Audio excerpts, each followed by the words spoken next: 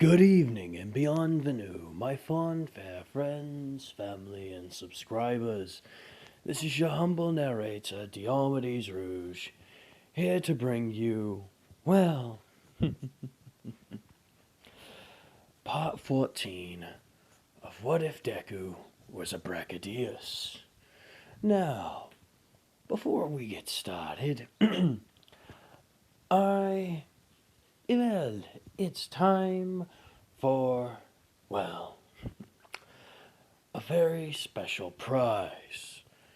Now, what prize may that maybe you would be asking? Simple. Early on in this series, I asked anyone who wanted to try and guess on what Izuku's transformation would be. I asked them to guess, and a lot of people went with raging because that's what they knew. However, one man, one beautiful guy. I don't know if he's actually beautiful, but I'm going with the sheer fact based on the personality. Reaper King 8993. He figured it out.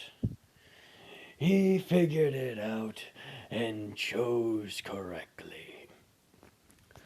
Oh, yes. And for that, sir, here's your shout out.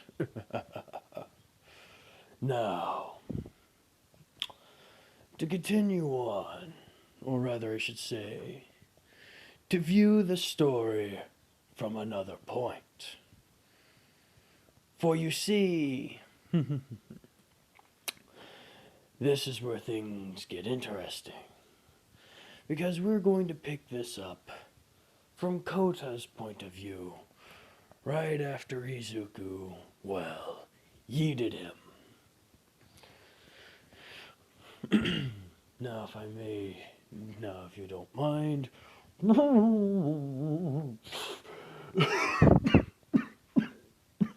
Damn it. Not cool, Izu, not cool.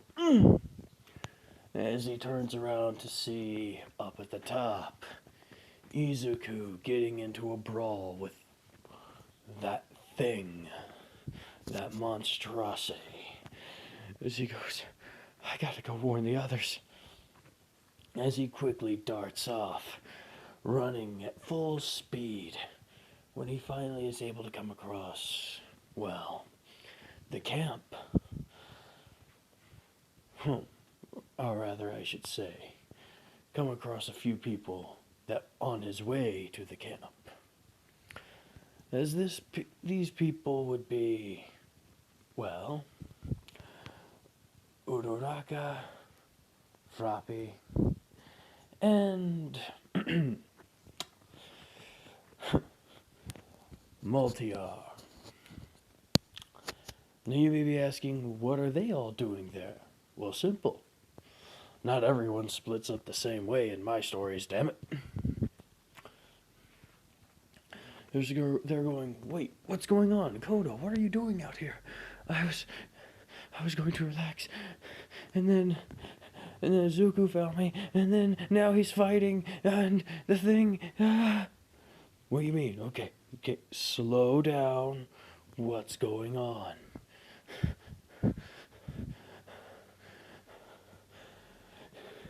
Went to go relax. Went to relax. Izuku followed me. He tried talking to me. We wound up getting to know each other better. Next thing I know, Big Thing tried to kill us. He tossed me into a pool of water. He's still up there fighting Big Thing. Big Thing? Other Brachidios! Wait, where are they? And that's upon hearing a loud, POW! POW! POW! As they all kind of look up at the mountain range and see, well, explosions going off, and they can just safely assume, okay, yeah, that's where they are. Yeah, we need help. I need to help. As they say, okay, let's get you back to the camp. We're currently being attacked by villains. As well. a certain blonde-haired girl begins to come out and attack. Oh, yes.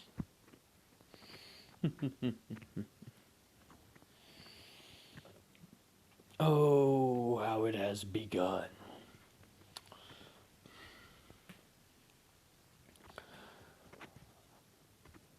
They come out, she comes out, and, well, is able to split up a team. How so? Simple. Multi-Arm was basically told, bring Kota back to the camp, to the Wild Wild Pussycats. Meanwhile, they'll take care of the villain. And to be fair, they do have a fair good chance. As Multi-Arm says, alright, and takes off. As Kota's still kind of panicking.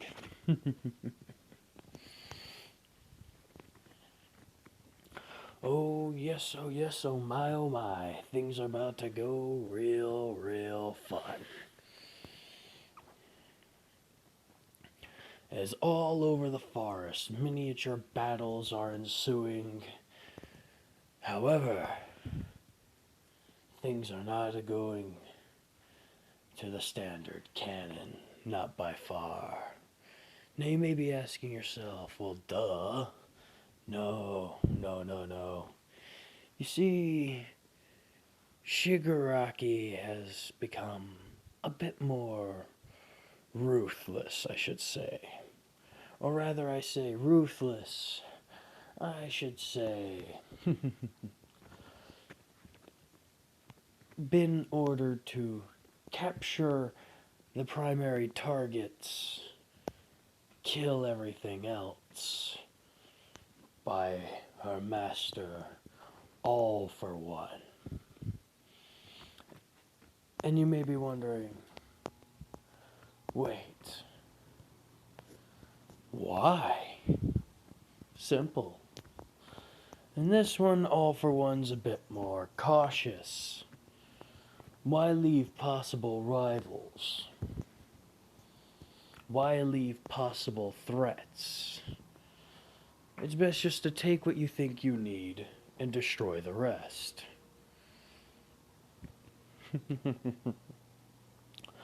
And so, in order to fully do this, he's called upon the aid of something he dislikes. Oh, yes. As we cut to where All for One is now. Are you sure those creatures of yours can deal with the task at hand? Oh, most definitely, sir. For you see, my friend, while monsters may not be as, how should I say, discreet as your Nomu project, they're vastly more intelligent, and combines that with the sheer fact that they are inclined to have abilities that even you yourself cannot assimilate. I would say that, well, they are a resource you cannot afford to deny. No? Mr. Lafleur, I hate it when you point things out in such a irritating manner. But you still know that it is true, no? Yes, it is true. However, I must say thank you for your notes on the Nomu project. It has helped me out with my experiments most greatly, especially with the project we were working on, as well as one of our greatest successes. Right.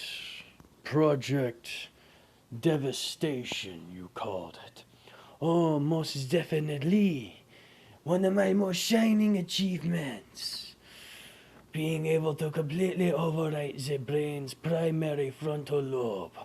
Get rid of the reasoning aspect and completely drive them into an overwhelming frenzy. And with a flick of a switch, turns them into a sleeping, comatose, easily mobile, well, tool.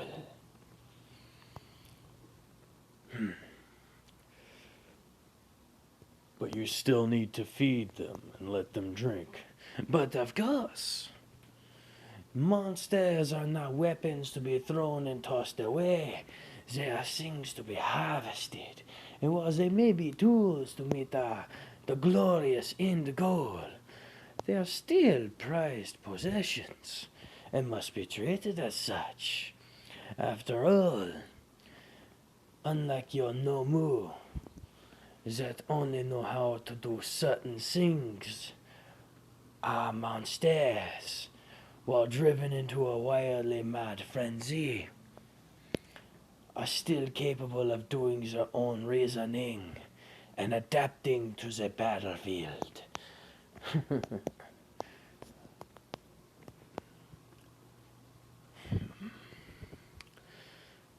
So it's basically going to come down to your brawn versus our brain versus our instincts.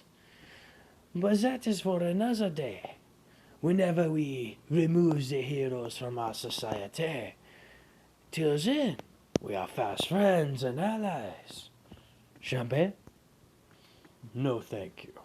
Oh, you should try it. It is good vintage. But as you wish. Now, what do you say we enjoy this show? I'm sure my master is watching as well. How many of these monsters did you send along with my group? Oh, not that many, not that many. For fear your group would be a bit intimidated. Just some grey jagras, some jagras.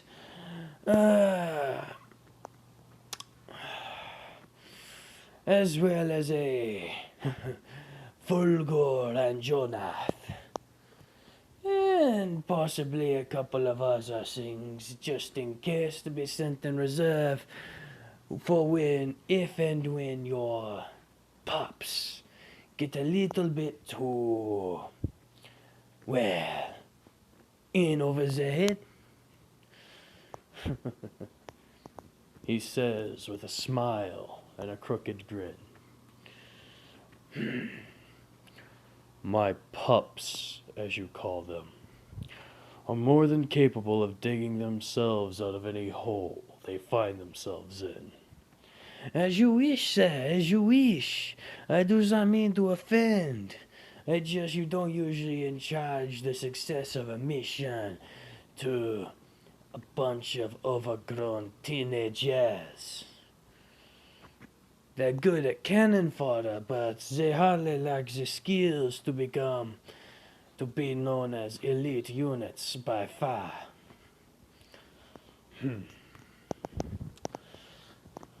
Yet, their young determination allows them to proceed past most barriers, and gives them righteous indignation, which does help out quite a bit. Maybe. We have different ways of viewing things, but I am still glad we can get along, if not just for the moment. It will truly be a shame whenever we have to fight each other to the last man if we cannot come across a mutual agreement later on. Wouldn't you say, Monsieur All for One? While you may act irritating at times, it would be a shame to have to trip in someone of your intelligence. Why, thank you very much, sir. Especially considering the fact that you would not be able to absorb any of their intelligence, no?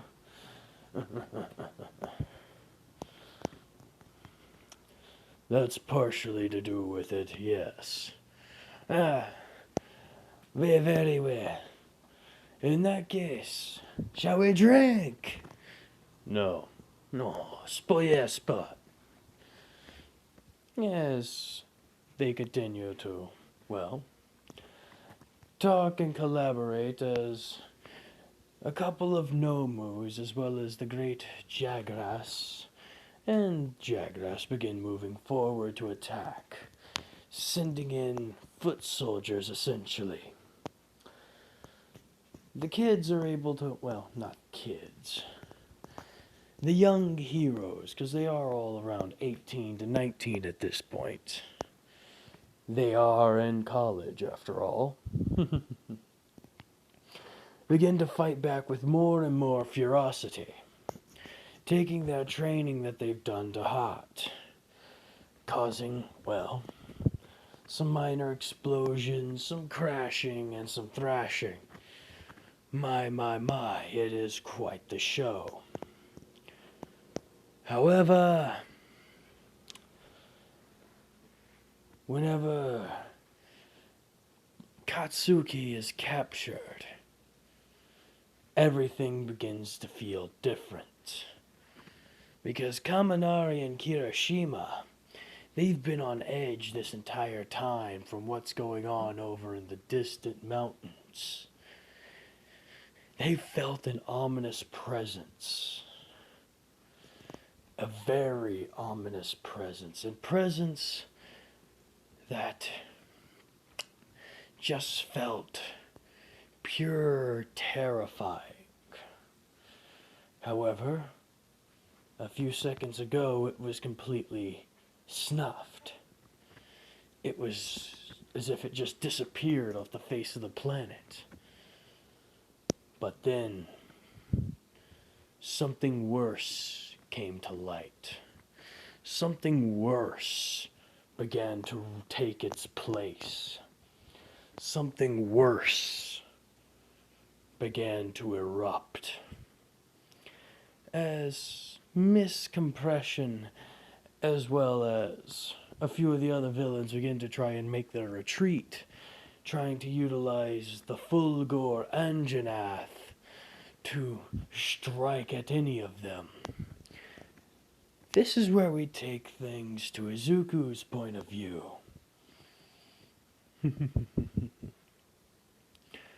As he opens his eyes, looks around, takes a deep, deep breath in.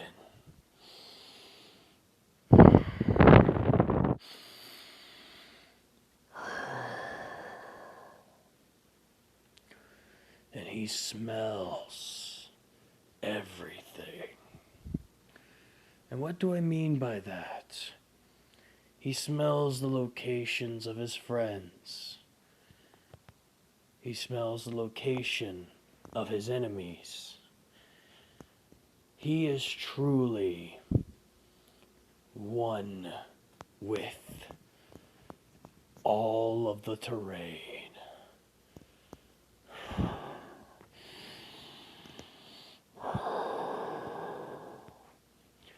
This feels odd. I feel like I'm enraged. I feel angry, yet I'm calm. I feel like I want to kill, yet I'm not foaming at the mouth like I normally do. Strange. I like this feeling. As he then proceeds to lock on to a target, so to speak. Oh yes. Now you may be asking yourself, what does he expect to do by locking onto a target all the way from there? Simple. In case you all forgot, Brachidios got gains in those legs, brah. They love to jump quite hard and quite far. And we're talking about Brachidios the Destroyer. You'll find out more about that name soon enough, but Brachidios the Destroyer, one of the ultimate deviant species of Brachidios. And oh boy, is it devastating. Because he feels exactly where this creature is. As Kaminari and Kirishima are fighting off against Jagras, the Great Jagras, and the Nomu. In addition, with a few of the other people. Shoda, Aoyama. Oh yes, they are doing their damnedest to fight them off. In addition to the other League of Villains, it's almost impossible. That is until they hear a loud, devastatingly thunderous roar as rain begins to form and fall all over. As they're going, wait, what? How come it's raining? The weather didn't call for raining. As someone says, do you really have time to worry about rain at a time like this? Good point. As they keep fighting harder and longer until boom!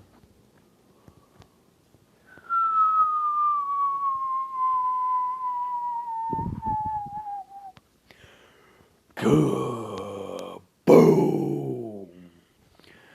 Right as the Fulgor Anjanath, this son of a gun right here, was about to strike, was about to dig in, was about to attack.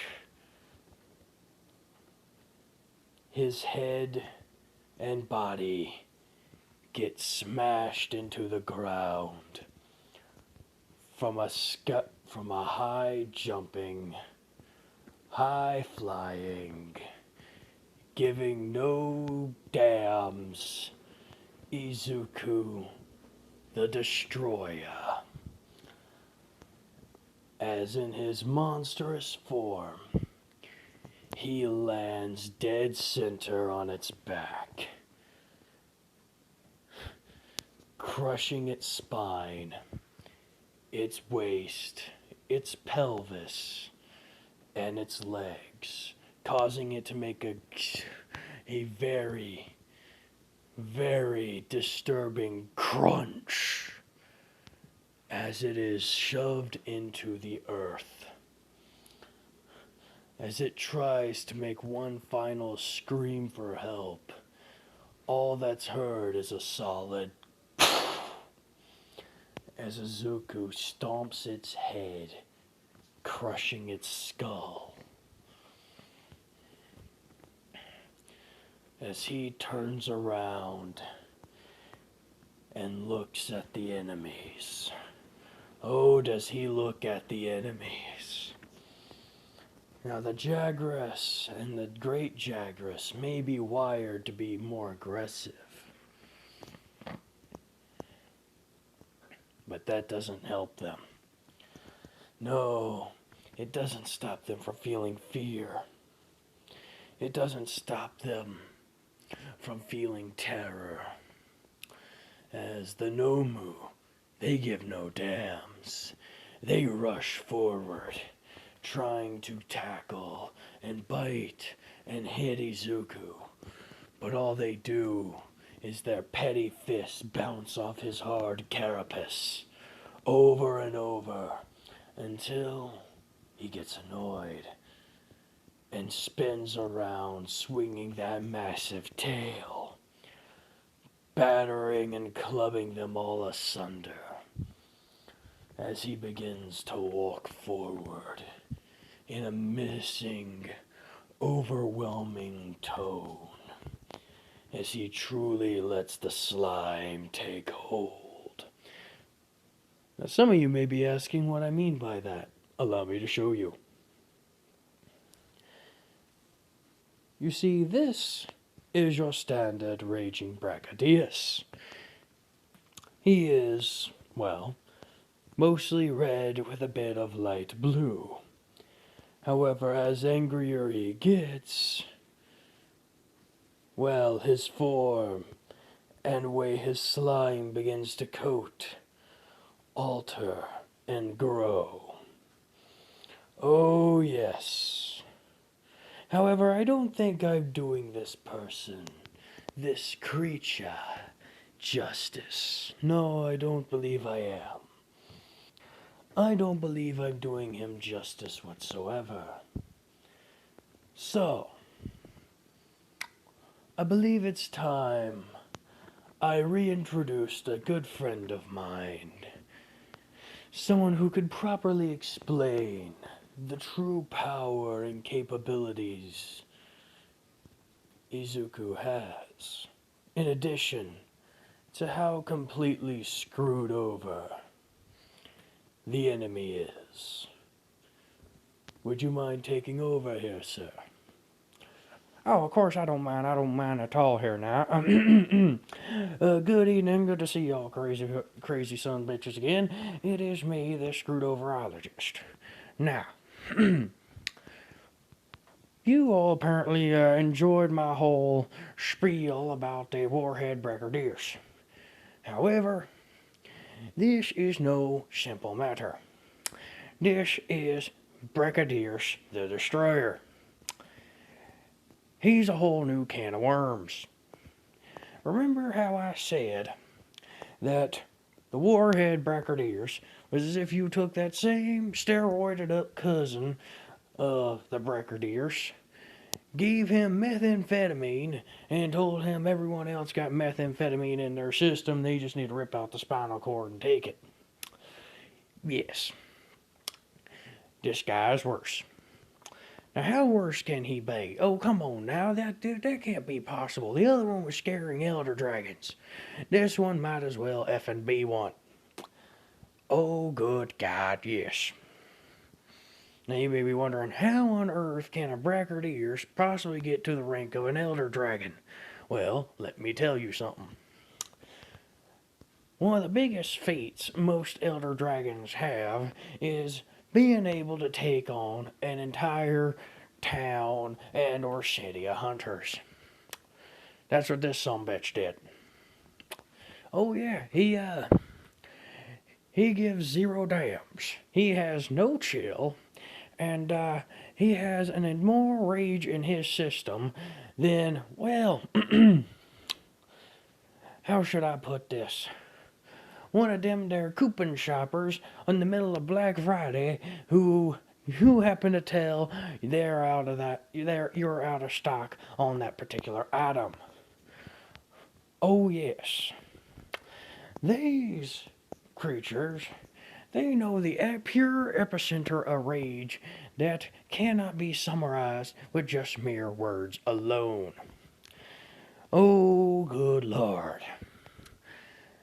Not to mention, they usually have the disposition of a pit bull with a bumblebee on their balls. Oh, good God. And that's just describing their personality, much less describing how they fucking fight. These bastards exemplify the standard Brachidios ways, punching the ever-loving crap out of you. And if you can't get punched by it, it will headbutt you to death. However, that blue slime ain't for show. Oh no, oh no, oh no. You remember the Warhead Brachidios with his ability to, well, go from boom to boom. With his reduced time clock. With the Destroyer, it's the same type of reduced time clock, just a bigger yield. Oh, and let's not forget it likes to throw it too. Except when it throws his, it sticks to you. Oh, yes. He can literally make traps. And what do I mean by make traps? Simple. This here Brachidios gives no damns about how mobile you are. It will just lay down enough slime until you get caught up in it, and then if you manage to get loose from it, you are now reducing its speeds. And if you don't manage to get free from it, well, you don't get free from it and you're blown up. Either way, it's a win-win for the Brachidios. Oh, but it gets worse. How can it get worse? Well, simple. You remember that there thunderstorm he be talking about? That Mr. Diamates has done set up? Well, the thing is, the Brachidios, the destroyer, he be the one setting it up. Now you may be wondering, how on earth do a monster create a thunderstorm like that? Well, let me tell you here, Sonny Jim. That there slime is coming off with such an intense amount of heat and such an intense amount of vigor that the particles from it are spreading far and wide and going straight into that ever-loving air. And whenever they get there, kaboom, kaboom, kaboom. Tiny explosions occur on the microscopic level. I mean, these little sons of bitches blow up and cause things to collect and collide, condensing them there clouds, making them go crackle, smash, and pop. Ooh boy. Causing intense rain and thunderstorms to occur wherever this fucker goes. Oh boy. And here's the worst part about him. Here is the absolute worst part about him. A standard Brachidios, a raging Brachidios, a warhead Brachidios. They all have the same weaknesses: water and ice. All of them do. However, Brachidios the Destroyer, he do not. His slime has gone so far up the evolutionary tree to where water will not dilute it. If anything, it causes it to grow. So in other words, one of the only two things that could stop his explosions from going explosive has now just been turned into an accelerant to make these things grow and produce bigger booms. This is why this fucker be terrified. Why? Not just because of his disposition, not just because of the way he fights, not just because of the way that slime be working, but just because of the sheer fact he has less ways of being able to properly put him down. That alone is terrifying. If you know anything about Brachidios. This has been your humble screwed overologist, wishing you all a very good day, and saying, oh boy, this is going to be a bloodbath soon enough. Have a good one. Ta-ta. Well, that was mighty interesting, wouldn't you all say? Yes, yes indeed. It is fantastic to have some fantastic help, such as him. Now, back to your regularly scheduled programming. As the slime begins to take hold and go over all of Izuku's body, as, well, the villains begin to kind of react. The Jagras begin to try and run and hide. The great Jagras tries to hold Izuku back. All that does is just get it met with a glob of slime being thrown straight into its gullet, and it then exploding from the inside out. As Izuku slowly and methodically lumbers forward, as the villains don't know what to do exactly. Twice and, well, Miss Compression, they're both freaking out as Izuku is no longer giving a damn. Oh, yes, they all begin to run. Dabi's setting up a giant pillar of fire to try and roast Izuku. It doesn't even slow him down. The blue flames just flow over him as he begins to run. And I mean run. He charges them as they proceed to try and make their escape. More Nomus try and get in his way. Boom, boom. Slam after slam. He knocks them aside, and then soon later, a loud kaboom! Crashes and explosions occur as their bodies get scattered and their brains are just sheerly destroyed from the concussive force alone. Oh yes, Izuku is pissed as he charges faster and faster as everyone else begins to, well, run after him, trying to figure out what the hell's going on, as Kaminari and Kirishima, they let everyone know, that's Izuku. What do you mean that's Izuku? It looks nothing like him. I don't care. That's him. It's his scent. There's no way we can mistake that. We've been around each other for way too damn long. Not to mention, if it wasn't him, he would have probably killed us by now. We gotta stop him before he does something completely crazy. As they charge, trying to get Izuku's attention. As Mrs. Compression attempts to try and get Izuku to shrink him down. But whenever she does finally spin around to think of it, he's already right there. Right in front of her. As she begins to raise up her hand, he bites down with a bright strength bigger and greater than that of the jaws of life. With a bite strength of, well, I would say easily over 30 hippopotamuses worth. And in case you don't know, those fuckers have a bite strength like crazy. Alligators, crocodiles, there's nothing that really compares to the bite strength of a monster. Especially one like this.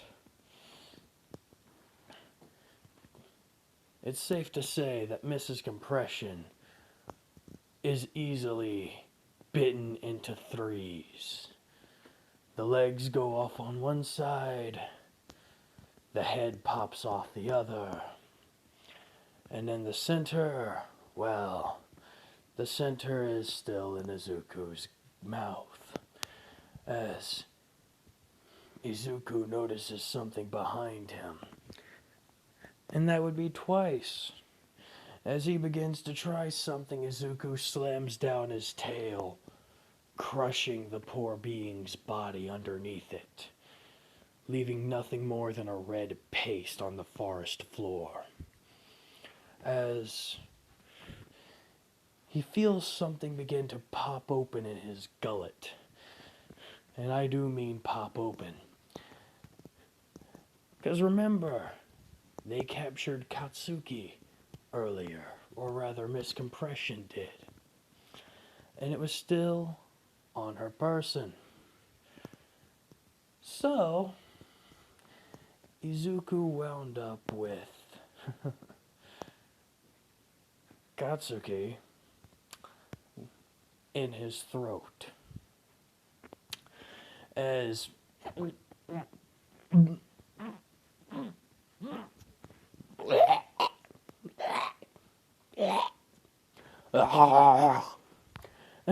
the body and,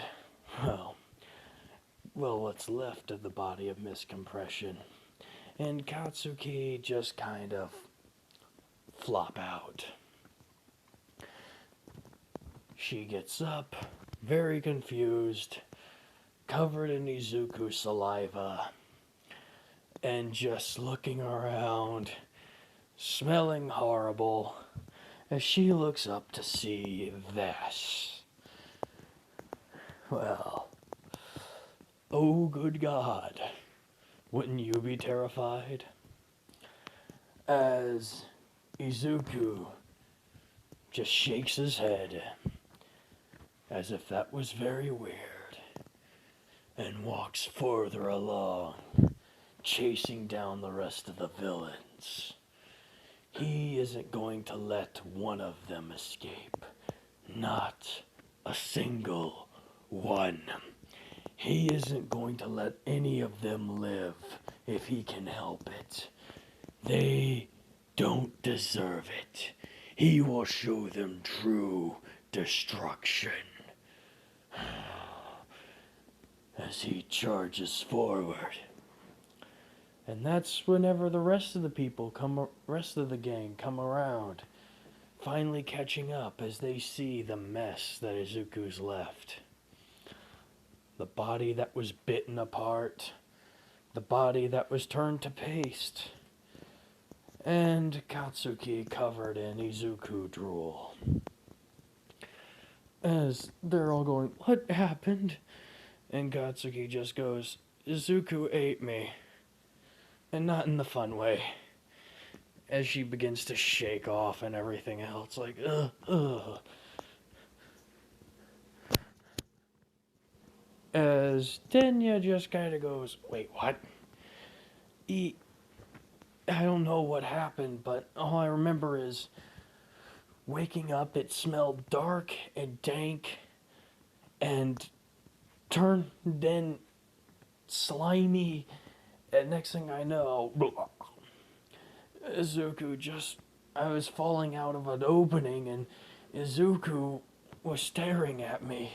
Or at least I think it's Izuku. It looked a lot like him, but it was so red and bigger and had blue. But those eyes, those were Izuku's. Wasn't it? As Kirishima and Kaminari go, yep, that's him all right. Let's go. As well, Kirishima grabs her by the scruff of her shirt, tosses her over onto his back, says, "Come on everybody, grab hold! Monstification!" As he turns into his Glavanos form, and Gravios form, and flies off. Oh yes, he takes to the skies, 'cause he now knows Izuku has no qualms with murdering people, as lightning begins to strike around him, as he begins to descend and land onto, attempting to land on Izuku's back, trying to get his attention, as upon he getting anywhere remotely close, Izuku spins around and just looks him dead in the eyes. As Kirishima just stops. He goes, "Dude, listen, you're not yourself. Whatever's going on, we can help. Calm down." As Izuku just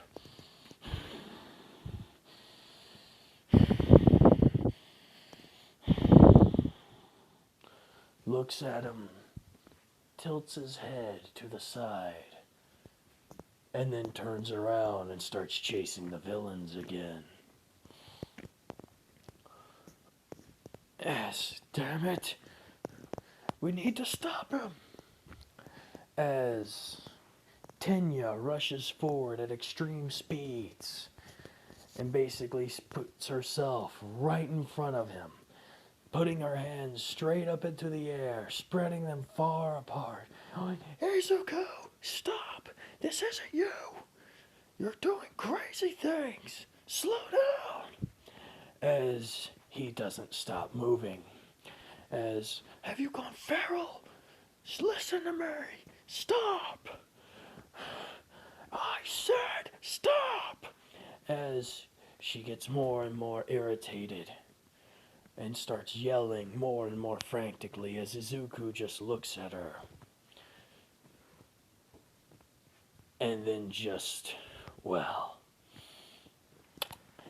gives her a solid hip check. Oh yes, Izuku hip checks his girlfriend. Why? Simple. He can't punch her. As much as he wants to right now, he knows if he punches her, she'll die. But a hip check? That's just letting her know, get the hell out of my way. Because right now he is fully thinking, but he's pissed beyond all means of reasonability. You can't reason with him in this mode.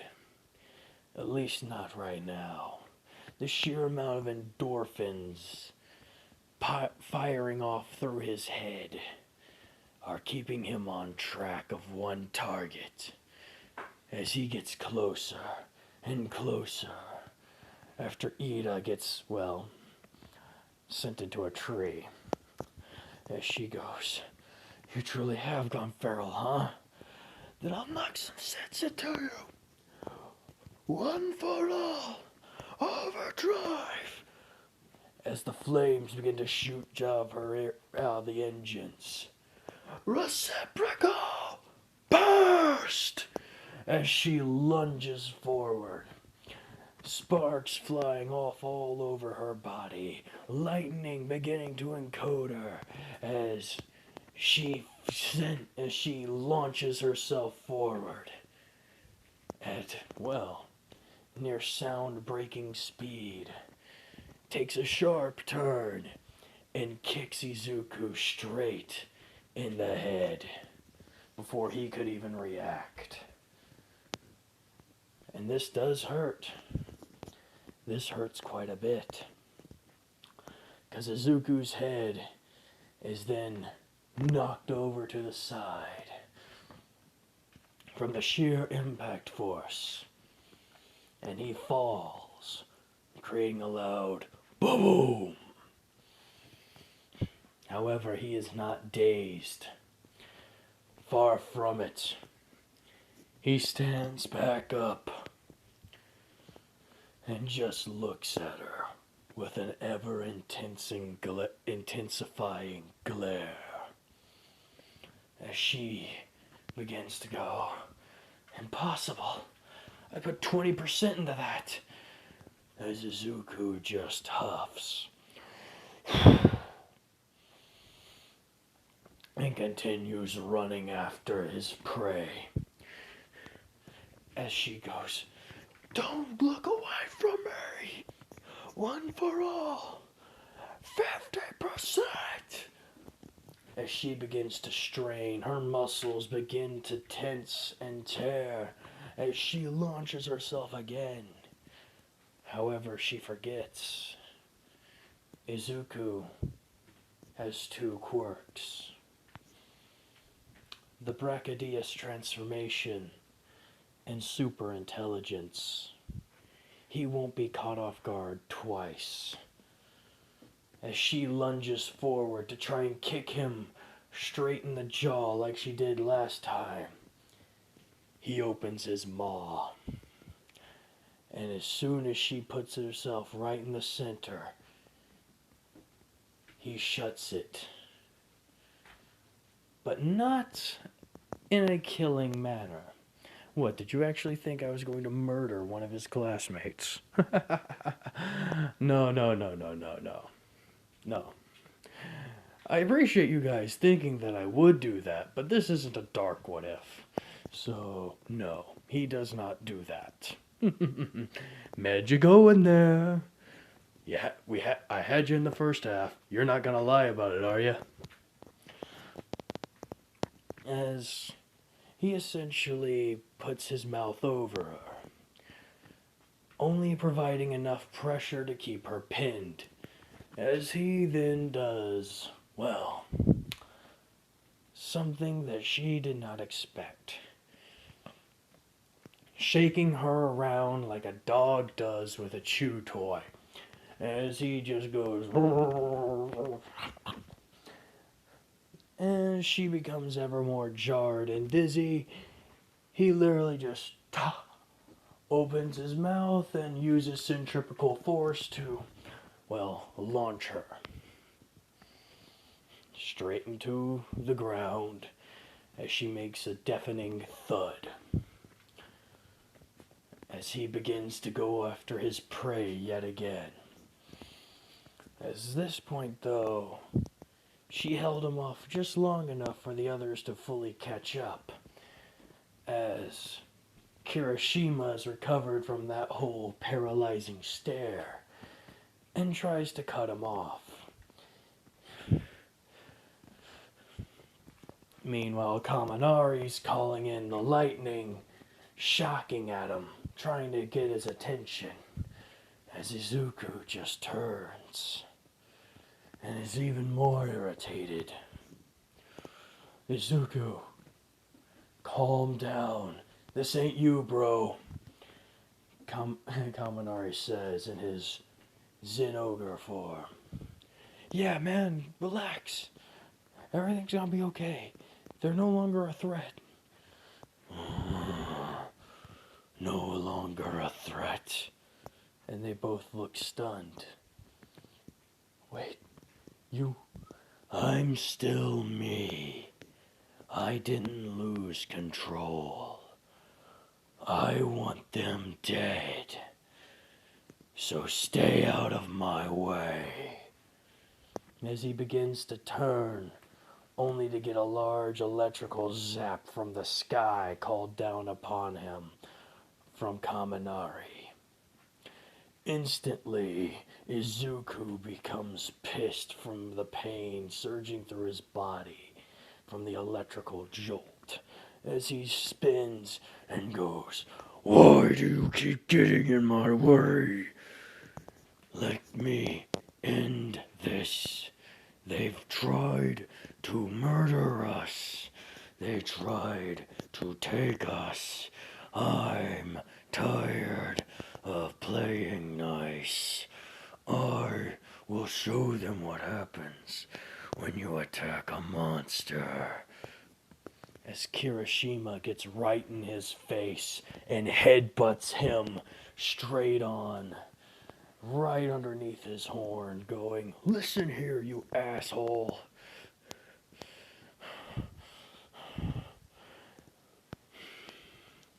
That isn't you. You say you're in control, but you're just letting your instincts run wild. I am not. Yes, you are.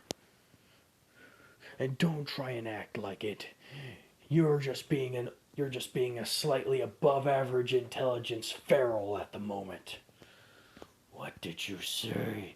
You heard me. You're letting the power from this transformation control you and who you are. How would your dad feel about this, huh? Think about it. Would he want you to lose control? Would he want you to murder everything? You have no right to tell me what my father would and would not like, especially now. I have more than enough right, because we know you. We know you better than most people.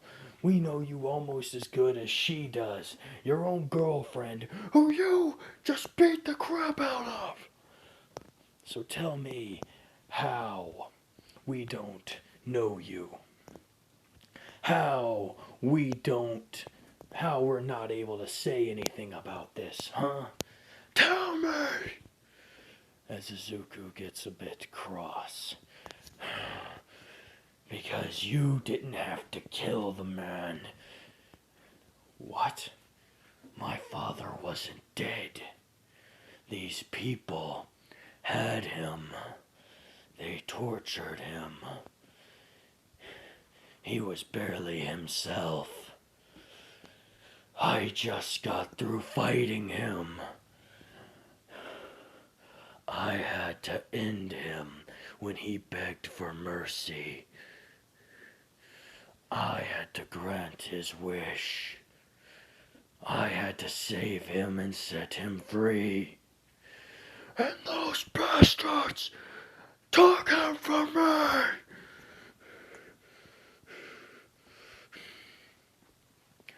I could have been with my father for years. I could have learned so much more. And I was taken from me.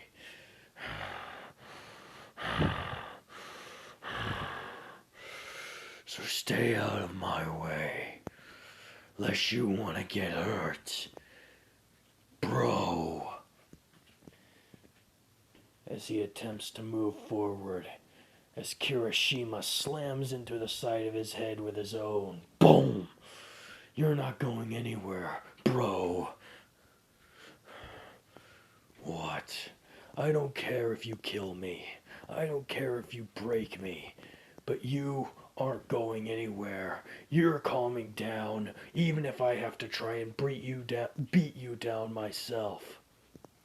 What? You think you can beat me in this state? No. More than likely you'll break every bone in my body, and that's if I'm lucky.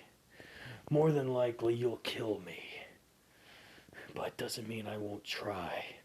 It doesn't mean I won't try to save my friend. As Kaminari comes in from the side, damn straight. You're not getting away that easily.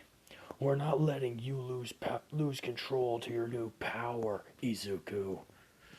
You need to calm your ass down. This isn't you, nor should it ever be. You're better than this. Aren't you one always saying that the thing that separates us from being feral is control over our emotions? Aren't you the one that has said that just because you're a monster doesn't mean you should act like one? Look at what you're doing now, Izuku. You're relishing in it. You're letting the power take hold of you instead of doing the opposite. I have the right. No, you don't.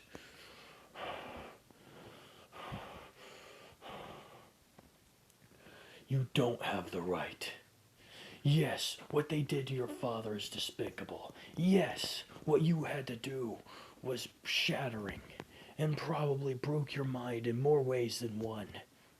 But it doesn't give you the right to start killing people.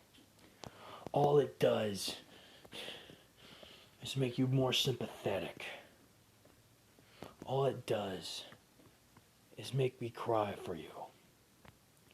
Because you're my bro, Izuku. Same here, Kirishima states. You're our bro. And please, come on, man. As more people gather around. You've always helped us, Izuku. Don't do this, Uraraka states. Come on, man. We can go back to being just like the old times. We'll help you. We will. But you can't give in to this power of yours. Come on. Fight it. Gain control over it. I'm in control. No, you're not. Come on, man. You've got this. We believe in you. As more and more people gather around. Come on, Izuku. As finally a Racerhead shows up. As well as the Wild Wild Pussycats. The villains have escaped by this point, using the distraction of the heroes trying to calm down their ally, as Eraserhead's about to move in, with Katsuki getting in his way. What are you doing? He's obviously let him. What? Let him revert on his own. You think he will? I know he will. He always does the right thing. So even if sometimes it takes him a while. But if you force him back into his state, back into his normal state, we lose him. The one thing he doesn't like is being forced to do something. And if you force him back into his normal state, there's a good chance that we'll lose him forever. I'm trusting you. Good. As she turns around and launches herself towards Izuku. Izu!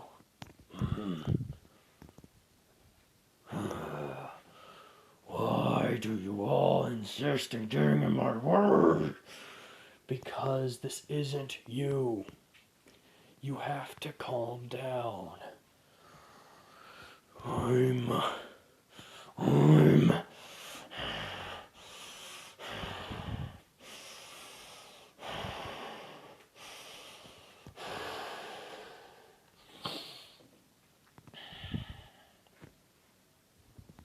As he begins to look.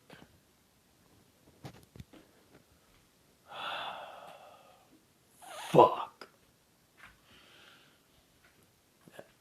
As a large amount of steam suddenly explodes off of him as he reverts back to his normal human form. Except this time, his skin's a bit tanner, almost like a light red, and his hair is a very shiny, bright blue, along with his eyes.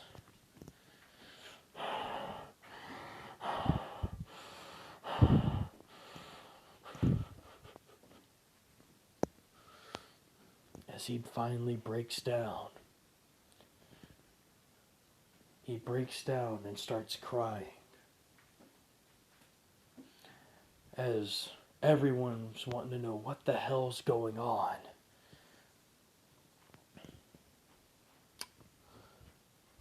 As a bit of time passes by, a few hours as other heroes start coming in to look over the situation. The police are called. Some want to arrest Izuku, others don't. Almighty looks over what happened as forensic teams are called in to look at, well, the remains of Hisashi. Using DNA records, it's an exact match. A few weird things they find from the remaining tissue are high amounts of drugs and other things in his blood, or what's left of it. As it looks like he was being manipulated or just highly sedated. As they take the remains in for proper autopsy. As now they know Izuku wasn't lying. He technically faced a dead man who happened to be his father. As more people try to console him. Except for Tenya. Because Tenya is more scared than anything. She keeps herself a little distant. As Katsuki is there, trying to talk with him, but he's quiet, reserved. Just curled up. As Koda comes across and says, "Thank you. You saved me." "No, that was just payback for you punching me in the nuts, kid." As they both kind of chuckle. "Whatever. You still saved me." "Yeah. You're welcome."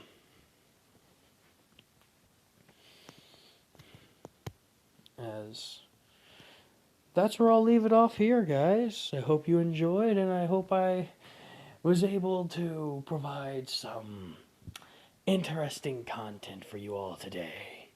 This has been your humble narrator, Diomedes Rouge, saying goodbye, and please tell me what you thought of the episode in the comments below. Ta-ta.